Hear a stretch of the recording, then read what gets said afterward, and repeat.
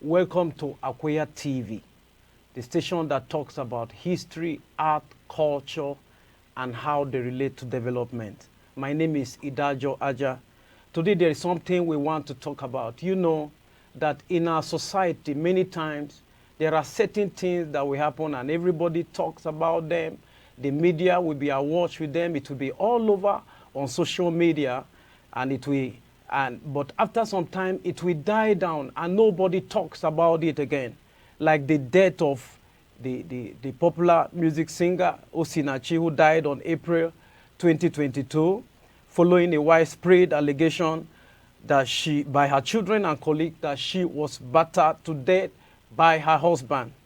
Today, we're going to be talking about handling domestic violence in marriage. You know, marriage is a good thing, meant for joy and the betterment of the couples. A lot of people can actually testify that one of the best things that have happened to them maybe is the kind of marriage they had, or the kind of spouses that God gave to them. But not everyone has the same story.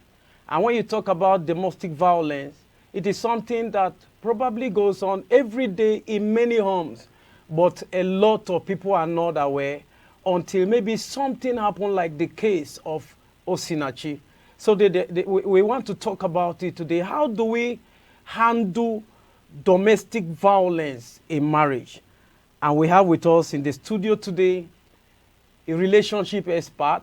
She's been talking so much about marriage on other radio stations.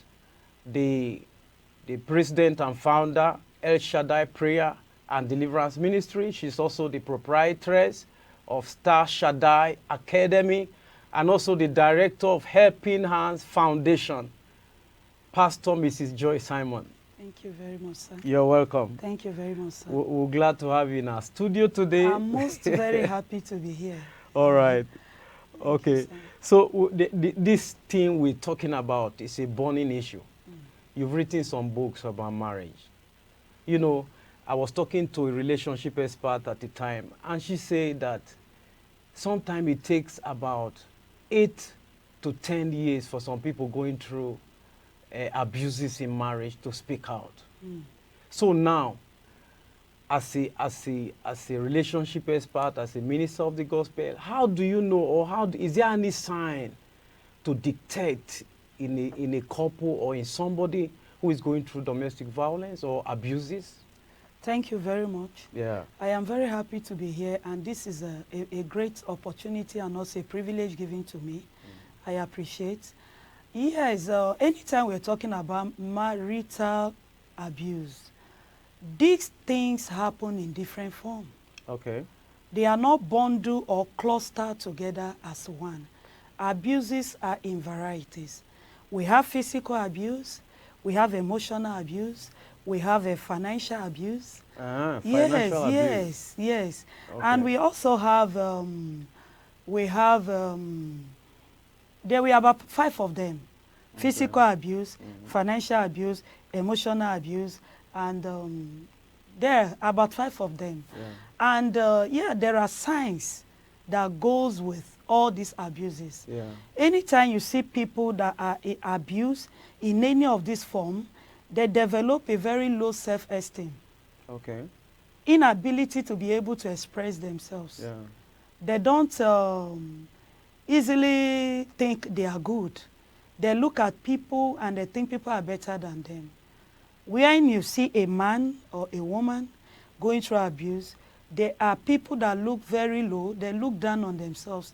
Then the physical abuse, you see them most time with bruises on their faces, blisters, yellow or purple, or you see them with a busted lips going about. All these are punches or a knockdown from physical abuse. Okay. And mental abuse is one of them. Mental abuse, you're likely to see people in that category developing some kind of mental issues. Number one, you see them having alcoholic problem because they are mentally derailed. they can't think straight, and most time they get into some habits and some lifestyle. But you know, in any of this form of abuse you talk about, their inability to speak out is actually the delight of the person who is abusing them. Yes, I think the person abusing them is playing a part in that too. Yeah. But most time the one being abused, because before they are going to start talking out or speak out, they have so many things they put in consideration. Some might think my family name, some might think my parent, they are going to feel disappointed. If I come up to say this thing, they will say, why are you saying that?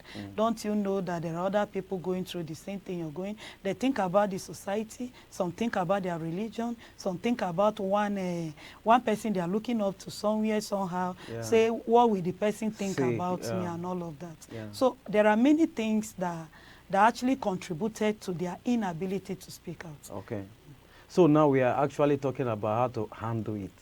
So some Christian counselors have counseled that couples in such troubled situations should separate, since divorce maybe is not permitted in Christianity, so, or maybe in the church or Bible. What's the difference between divorce and separation? Yes, legal separation is a time when the two couples are legally separated, but the marriage is still intact. Okay. The marriage is still intact. They are still legally married, but they are not abiding together.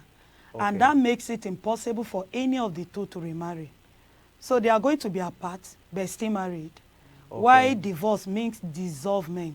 The marriage ended. What makes it dissolve? Because the right that makes them married has been reformed. Okay. The process has been carried out, undone. Okay. For instance, in the traditional area, there is a collection of bride price that makes a man or a woman to be traditionally legally married to that person. Okay. So by the time divorce happens, that bride price has to be returned.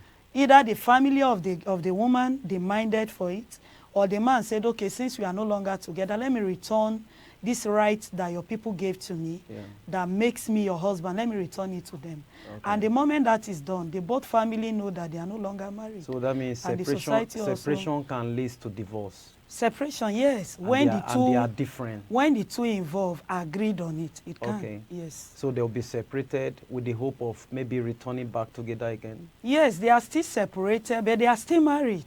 Okay. They are married, they can still be talking, and the marital obligation can still be going on while they are living in separate parts of wherever they decided to cohabit from. Okay, so now for you, what will you advise or counsel a couple or maybe one of the victims in a marriage going through abuses to do? If Osinachi had come to you, what would you have told her? Well, it's a very delicate issue and also a complicated issue. Yeah. I think divorce or separation is not really an issue, but because of the environment where we found ourselves, so many of us, we are into one tradition or the other, and our people, where we came from, religion too, they have so many considerations. Why they feel some things are an abomination. They think that separation or divorce is an abomination. But the truth of the matter is, as a clergy person, we don't encourage people to remain in an abusive marriage any longer. Okay. Reason is because I personally have come to understand that there are, if making heaven, that is our end promise as a Christian, is our goal, then I have also realized that many things are going to actually make us not to make that heaven.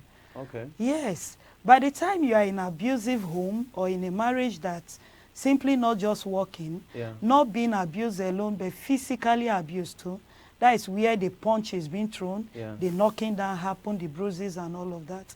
There are no point. Most time you discover that these people live in serious bitterness and unforgiveness, because at a verge when they are trying to make it over, another one is just creeping in, and another one is just happening. So by the end of the day, you will discover that if God did not help you to see the end of where you're going to, and anything happen and you appear there, you discover that you didn't even still make the heaven that you have been longing for. and you have been being obedient to that instruction. So I personally counsel people that any form of abuses can be managed. Okay. But at any time it comes to physical abuse, you just have to step aside. Okay. Let the separation happen first. Then you pray for the party, pray for your partner, pray from where you are, trusting God that the person could change and things will get better until... It's okay. So we'll talk more on that. Okay. Let's go for a short break. I'll be right back. Thank you.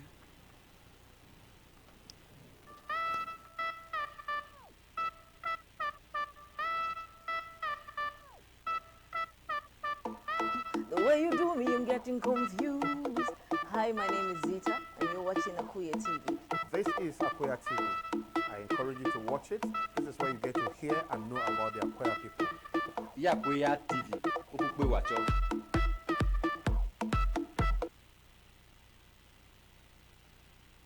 Handling domestic abuse, and we have with us in the studio Pastor Mrs. Joy Simon, the president founder, Elshaddai Prayer and Deliverance Ministry. And before we went on a short break, she was talking about the complication of how to handle somebody who is going through that abuse. You have said something. So now, I believe that one of the reasons many stay in an abusive marriage, I believe, is the stigma attached to divorce. You rounded up by saying, or maybe you ended by saying that for you, you advise that the person step aside when it comes to physical abuse. There are a lot of stigma attached to this divorce. Maybe, like Osinachi, that was why maybe she remained in the marriage. Like maybe if you are in a church, you might be relieved of your responsibility. Do you think the church is doing the right thing? I think what the church is really doing... And then the society at large. And the society too. They are helping and also aiming to be able to raise a generation that won't be careless about anything, that will not feel they can just get up and do anything they want to do. But I think the church is progressing and revelation is progressing. And they are learning more. They are becoming better. Is on the increase. Yes, they are becoming better on it. You know, it's totally out of place when somebody that is being beaten every day, being knocked down every day, and the only thing that we could tell them as a religious leader is remain, because you know that your God you serve is not in support of this. You know, divorce might take people to hell. Is that so? As a disobedient, if we want to bring it that way, as a disobedient, as a Christian background. But I also know that lying can also take people to hell. All these are disobedient. So if you have been somebody that have been truthful and you are in that place, and by the end of the day, or because of the abuse, you are afraid of your spouse, you did something and he tried to find out, you are afraid that if you say the truth, it's going to knock you down. You're covering up. By the end of the day, you go to hell. So it is not any way different from stepping aside. Do you understand? So the church... So when they step aside, will they go to hell? You pray from there. You remember I said the first thing to do is that separation. Probably being together could be the reason why one of the partners is easily be beaten. They will separate and watch for a while. The behavior, the attitude, if there are changes, and if there are other things you need to do, probably get the family also involved, or pray to God, and also watch and observe from the two ends. So the church can, though there are a lot of stigma, they might say you're being relieved, but I think the church knows better now. The church knows better. Now, before now it could be possible, but now I don't think it will be possible any longer. Yes, that if you step out of your home because of an abuses that is happening to you, and you're going to be relieved of a position in the church, I don't think it's going to be now with what we have on ground. So, you know, when you talk about domestic abuses, the focus is mostly on women. But I believe there are some men too that go through a lot of abuses. Yes. What do you think about that? It's really funny. It's really funny, but it happens. Okay. It happens. I think I have a cousin that we have heard cases of women that killed their husbands. Yes.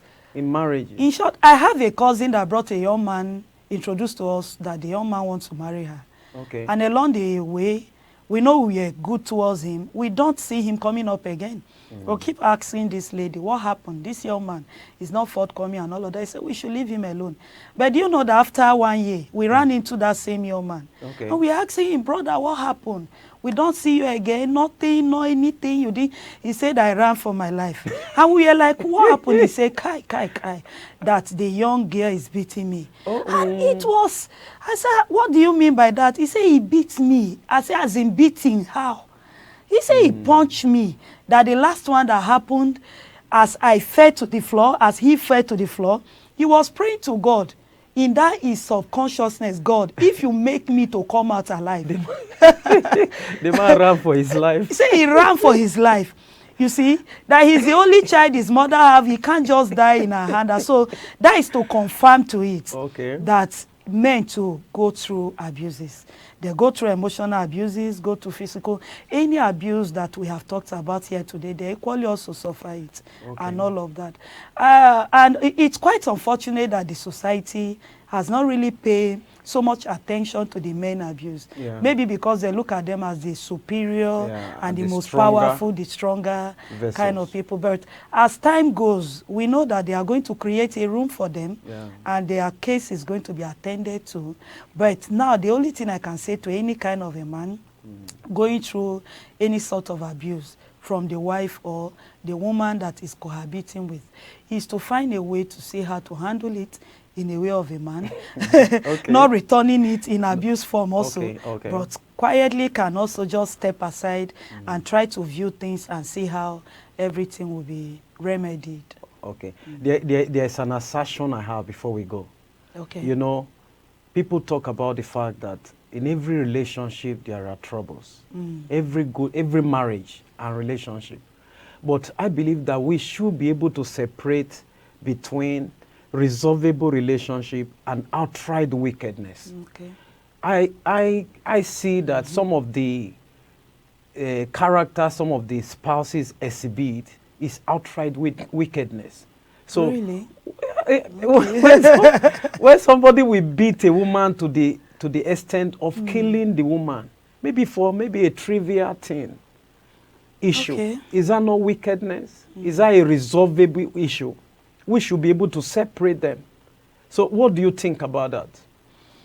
Okay, I also believe that behind every action, something is responsible for that. Okay. And anytime you see abuses happening, the person that is involved in that kind of abuse, something went wrong. Either the foundation of the person, how the person is being raised, or there are other issues bothering that particular person.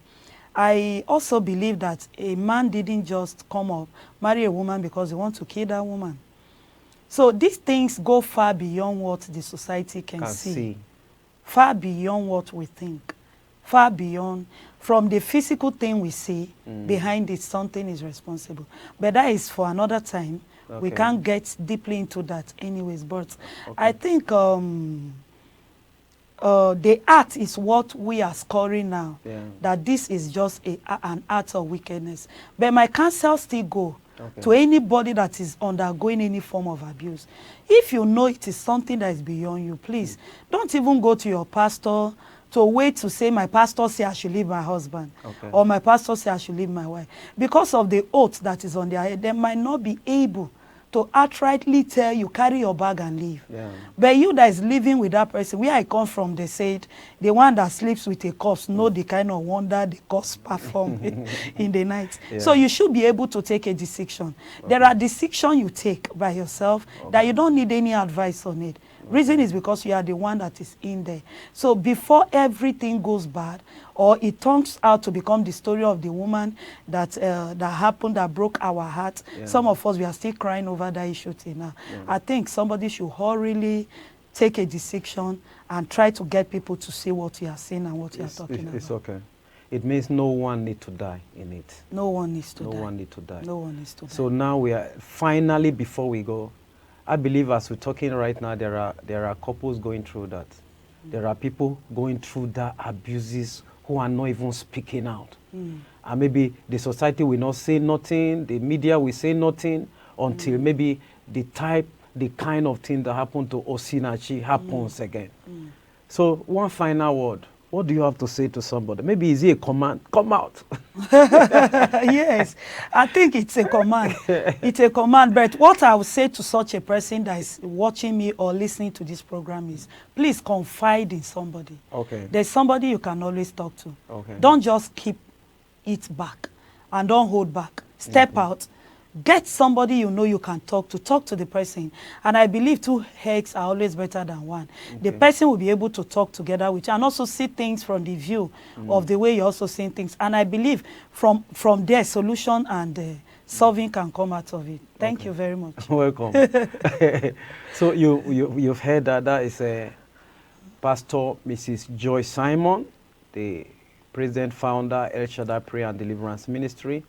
You don't need to remain in that abusive marriage. There is something that can be done. And like she said, confide in somebody. And that's where we wrap up our discussion for today. Please do share the story and subscribe to our YouTube channel. Thanks for coming on the show. Thank you very much. You're welcome. Thank you very much. All right. All right.